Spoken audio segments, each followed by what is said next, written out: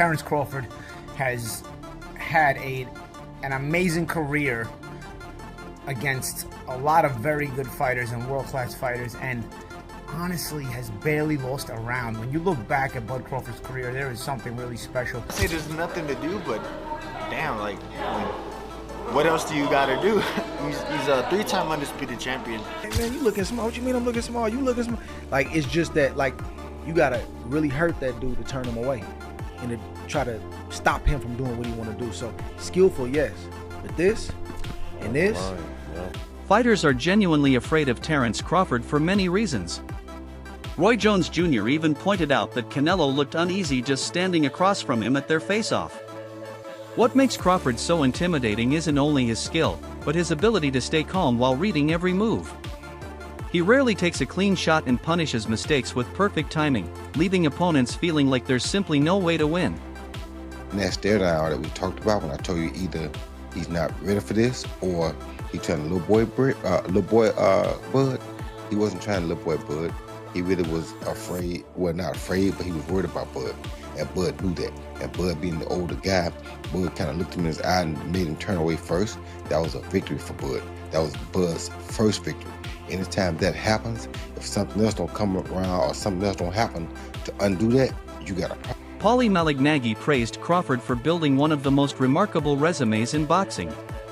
Becoming an undisputed champion 3 separate times is nearly unheard of today, and he achieved it by fighting top names, not hand-picked opponents.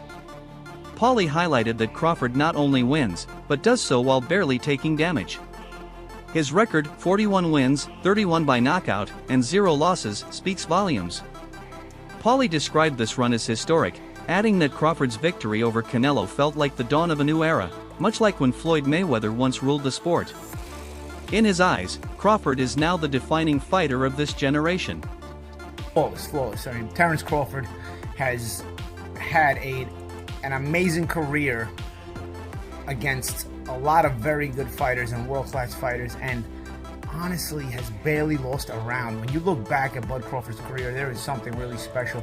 It's one of those things now, because now I've now seen back-to-back generations of Floyd Mayweather and Bud Crawford, and man, you know, it's one of those things where now I understand why the people that lived in the Ray Leonard era say, you know, wish we could see Ray Leonard against Mayweather, and how that would be. Because it just leaves such an empty feeling when you have such special fighters that were in different generations, and you saw both of them. You know, I saw the entirety of the Mayweather generation. I saw the entirety of the Bud Crawford generation. Just incredible. Really, really incredible. And I know Mayweather gets a lot of hate, but for me, he's a tremendous, tremendous fighter. And Terence Bud Crawford is in that realm as well. And it's a fight we'll never get to see. So what are we going to do, you know? It'll be up to the fantasy fights, you know? But let's get into it, man. I want to get into the undercard as well and some of my thoughts on the Netflix show. But let's get into the main event first. Crawford really boxed very, very well, very, very intelligently. The question mark was what happens when Crawford gets hit cleanly. I'm not sure he got hit cleanly the whole fight. You know, he got hit with some partial shots. Some shots landed cleanly, but by the time Canelo started landing anything cleanly, I think he was hesitant because he was getting countered so much that he was taking some of the steam off the shots in order to hope to be more accurate. Because even late in the fight, there were a couple of shots that Canelo landed, but they barely moved. Bryan marveled at Crawford's performance against Canelo, saying it showcased a rare balance of offense and defense. Most fighters excel in one area while leaving the other exposed, but Crawford delivered both with precision. He neutralized attacks with sharp defense and instantly switched to offense to exploit openings. For Bryan, this complete package sets Crawford apart. He doesn't just avoid damage, he dominates elite opponents with composure and skill. See, I think that for me, I watch defense as much as I watch offense. So, yeah. Like I thought, like watching Bud catch those shots off his glove. He looked amazing. So amazing. Yeah, he looked good. Yeah. He'd go to a body and he'd catch that and come up with an uppercut. You know, just all those things that seem. He looked great. Yeah, I've never seen anybody do that to ever. No one has. Yeah, he's the best. Canelo. Ever. Yeah, he's the best. And I think he would do that to Canelo on his best day. And Canelo said it. He goes, I couldn't figure him out. No. Which is why he probably won't fight him again. You know? They'll fight again. You think so? The payday, yeah. But so you're gonna get Canelo because the money's in Canelo Crawford, the rematch. Yeah. I don't want to see it, but I want Crawford to get paid, so might as well do it. Andre Ward offered glowing praise, calling Crawford the most skillful fighter of his peers. Ward, a master technician himself, emphasized Crawford's mentality: once he decides on a goal, he'll do whatever it takes to achieve it.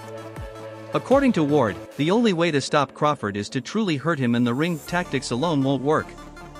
His adaptability, stance switching, and ability to think under pressure place him in a rare category of fighters who can impose their will no matter what.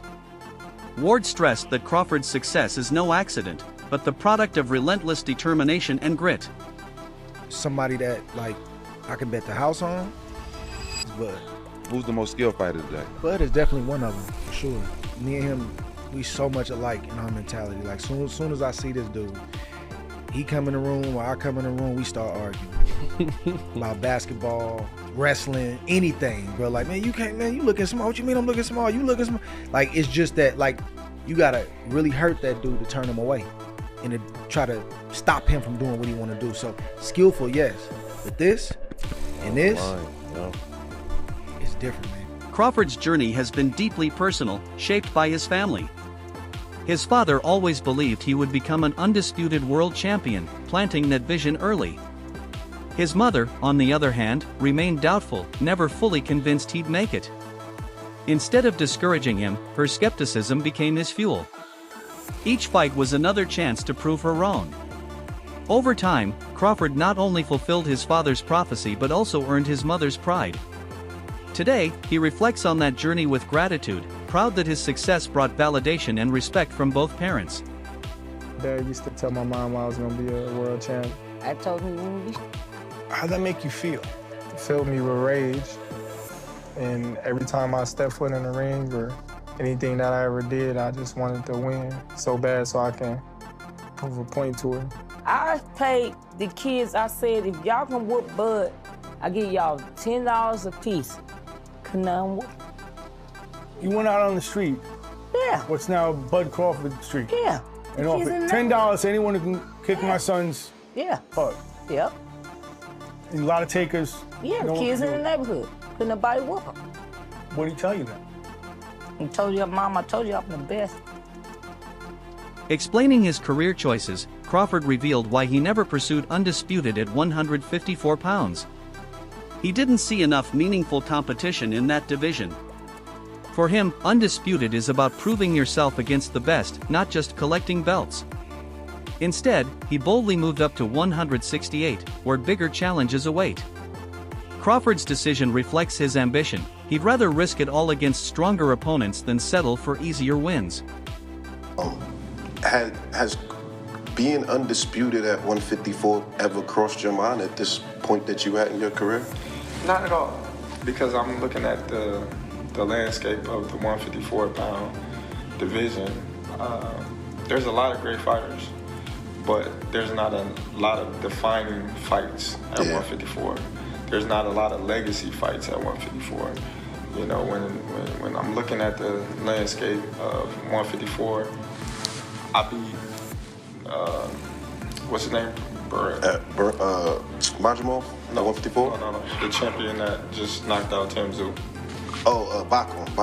Yeah. Okay, so Bakram, they're gonna say, who was Bakram? Facts. He knocked out Tim Tszyu that already had losses. I would put you down with Fedora though. They're gonna. But Fedora already been knocked out. Yeah, he did. So, along my career, I've been criticized and people have taken credit away from me just to try to diminish my accomplishments, just off of pure hate. At times, Crawford has displayed the belts he earned not as empty bragging, but as a symbol of years of sacrifice.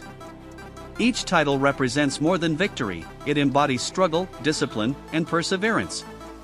For Crawford, holding those belts is a reminder to fans and critics alike that nothing was handed to him. Every piece of gold was fought for. His collection now serves as inspiration for the next generation chasing their own dreams.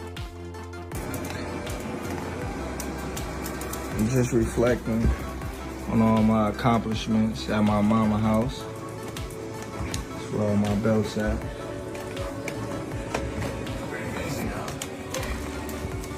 You know, hard work, dedication. Things that y'all favorite fighters Some of them. On God. So I see why y'all mad. I see why y'all mad, man. Look at that one right there. This where it all started at. Right here. This one. In Texas. In Texas, baby. Don't hate, just congratulate. Rising star Virgil Ortiz Jr. praised Crawford's recent performance as absolutely beautiful. Ortiz said that Crawford has already proven everything he needs to and doesn't even need to seek more opponents to validate his greatness. From Ortiz's perspective, Crawford's legacy is already secure. For a young fighter to express that kind of admiration shows just how much Crawford's dominance resonates with the next generation. Perfect fight actually. He neutralized all of Canelo's strengths. He knew that he was gonna look for the right hook, because I believe that they've been looking at Crawford being hurt by that right hook before. So he neutralized it. He used his jab really well. He boxed beautifully, and man, I mean he did everything right. Yeah. Now, let's talk about Crawford first, because obviously we can get to Canelo later, but in the post-fight, they asked him, a media member asked him if he'd come back down to 154 to fight Boots. Obviously, in the same token, I took it as, all right, Boots or Virgil, right? And he said he's not coming back down to 154. What are your thoughts on him not coming down, and what do you think he will more than likely do next? I don't know what he's gonna do. I did read something that said he'll go down to 160, you know? And I think that is definitely a possibility, and you know that fight can still happen at 160. And as far as what he's gonna do now, I mean, I don't know. He kind of beat the final boss of the game. You know what I mean? Yeah. There's kind of nothing. I don't want to say there's nothing to do, but damn, like, I mean, what else do you got to do? he's a 3-time undisputed champion. He made some good money. At this point, he's just a free player right now, I guess. He can do whatever. Crawford's influence has also sparked what many call the Crawford effect. Fighters from different divisions are lining up to face him, including Sebastian Fundora with his towering frame and aggressive style. Instead of chasing fights, Crawford now has challengers coming to him. It's a shift that highlights his current power and influence in the boxing world. Effect is in full effect. Okay? It's in full effect. Terence Crawford now is a wanted man. Prior to that, everybody said Terence Crawford is not a draw. Terence Crawford can't sell. Terence Crawford is not a big money fight. Now, we have an interesting situation brewing. The former unified WBA, well, WBO, WBC, junior middleweight world champion, Mexican superstar or star boxer, the towering inferno, Sebastian Fundora, refused to fight Terence Bud Crawford, who is now, no doubt, first ballot Hall of Famer, no doubt, the pound for pound king, 4-division world champion, 5-division world champion, 3-division undisputed world champion, with a record of 42 wins, no loss, no draw, 31 wins by way of knockout. When Terence Crawford dominated and stopped The Truth, Errol Spence Jr., in July of 2023, Terence Crawford petitioned to move up and fight the towering inferno, Sebastian Fundora, okay? And Sebastian Fundora has zero interest. Ashikwi Foster admitted he was surprised by how Crawford silenced years of doubt. Critics long claimed he hadn't fought enough top-tier opponents. But his recent wins, especially against Canelo, proved he could dominate even the best. Foster said Crawford didn't just answer those doubts, he erased them, setting a new standard for proving greatness under the brightest lights. I mean, shit. They definitely doubted, bro. And he told me months ago that he was gonna do that. And he went and did that. That shit, you know what I mean? They doubted him a lot throughout his career, you know what I mean? Just a lot. And just a lot of people that I look at that's great fighters, they've been doubted. You know what I mean? Same thing with Floyd.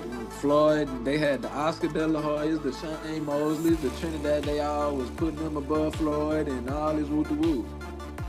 You know what I mean? And so I just feel like getting doubted is a great thing. It gives me, you know what I mean, that push. So, yeah. You think it would look that, I ain't gonna call it easy, but I felt like people didn't think that Crawford could do it that clean. Did that surprise you? No. It did surprise me that he stayed more disciplined. Like, I thought what was gonna happen was he was gonna do what he was doing, and then, you know, Terence got hard. He trying to bang it out, especially if he feel played enough. He feel like you doing something. He gonna come with it stuff. So I thought that was gonna be a problem. Like if Canelo landed a punch, he would try to go in the trenches with Canelo, and that's what I would have been scared for him for. But man, that boy stayed sharp all night. Man, that boy looked good. Man, I can't lie, he looked good. Sure, I was definitely surprised at how smooth, how easy he beat him. Blair Cobbs and Conor Benn shared their reactions to Crawford's triumph over Canelo. Cobbs called it a defining moment, while Benn went so far as to suggest that Crawford should retire now, leaving the sport on the highest note possible. Benn's comment wasn't criticism but admiration. He believes Crawford has nothing left to prove. If he walked away today, he'd already be remembered as one of the greatest ever. To sail out on that beautiful sunset and retire. He's done a lot for the sport, and there's really not too much else that he can possibly do in the sport of boxing outside of make a beautiful retirement and leave a legacy of fighters that aspire to be just as great as Terence Crawford, like myself. Has Canelo's legacy been damaged after that or not? Not really. I think that Canelo is still a terrific and a fantastic athlete that's spent a little bit too much time at the table of boxing, and right now is his time to make his exit. Not everyone buys into Crawford's aura of invincibility. Some analysts argue that beating Canelo, while monumental, doesn't guarantee he's unbeatable. Boxing is full of dangerous fighters, and under the right circumstances, even Crawford could be tested. For them, his victory is historic, but not absolute. It's a reminder that in boxing, greatness is always challenged, keeping debates about his legacy alive. In another division, that's not the move. If he goes back down there, he's the best guy in that division. I think it's safe to say that. But I do think that a lot of those guys will be very interesting and potentially difficult style matchups for him. They'll be more difficult than a Canelo fight. And I know that sounds crazy to say, but just go and look at the fight with Madrimov if you don't believe me. Long story short, beating Canelo Alvarez doesn't mean that Crawford is unstoppable or unbeatable. Yes, he's one of the best fighters of this division, one of the best fighters ever with his achievements, but it doesn't mean he won't lose before the end if he fights the wrong guy. At the very least, it doesn't mean he won't have a harder fight than that Canelo fight. And to finish this video, do I think that he's better than Floyd Mayweather? Do I think now that he would beat Floyd Mayweather if they were to compete at 147? Well, I think Crawford at 147 is the best Terence Crawford in terms of his attributes, his style, and the strength and power he has at the weight. I think he's probably unbeatable at 147 in this era. It's because he's going up the weight style we're even having this conversation, to be honest with you. But I do think he's an all-time great. I do think he's in the conversation, which is the best you can do, because we can't definitively say who beats who in a fantasy match. That's why I really don't like them. I've been asked a few of them recently, and I just, without studying and then without actually getting the chance to see it, I just don't really like going there. But we'll do it at the end of this video anyway. It's definitely a conversation to have whether or not he's better than Floyd Mayweather, because he's done it without these rehydration clauses. He's done it. He hasn't really cherry-picked, although I would say, to be fair, look at Crawford's record. He has fought a lot of guys where it's been the very end of their career at welter. You know, Sean Porter, Amir Khan, Kell Brook. They're all great names, but none of them were in their prime anymore. But Crawford did it so emphatically, and the way he beat Errol Spence as well. Again, he'd had his issues, but again, the way he did it so emphatically, the way he passes the eye test every single time, you have to assume that he's going to do it no matter who he's facing. I do think a fight between him and Mayweather would have been very, very difficult to call. That's it for today's video. Stay tuned until next time.